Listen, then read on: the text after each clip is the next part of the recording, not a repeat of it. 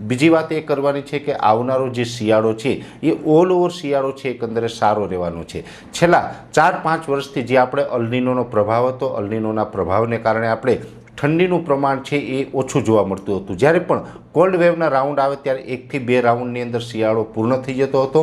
4-5 વર્ષની અંદર જે ઠંડી પડી તેમાં ખાસ પ્રકારની ઠંડી નથી જોવા મળી ને ખાસ કરીને જે ઠંડીનો રાઉન્ડ આવતો હોય કે સતત 8-10 દિવસ સુધી ઠંડી પડે એ પ્રકારની ઠંડી નહોતી જોવા મળી। જ્યારે પણ ઠંડી આવી ત્યારે 1 થી 2 દિવસ કે 3 દિવસ અતિ તીવ્ર ઠંડી પડી અને ત્યાર પછી નોર્મલ તાપમાન થઈ જતું હોય છે। એટલે આવું 4-5 વર્ષથી ચાલતું હતું। એનું મેઇન કારણ હતું અલનીનોનો પ્રભાવ।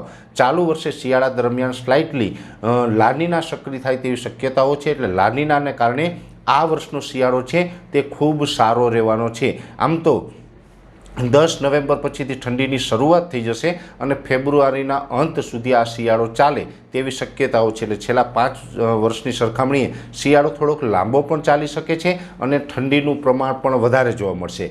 શિયાળા દરમિયાન મુખ્યત્વે ઉત્તર પૂર્વના એટલે કે ઈશાન દિશાના પવન ચાલવાના છે, જેથી કરીને મોટાભાગના જે શિયાળુ પાક છે એના માટે હવામાન અનુકૂળ રહેશે।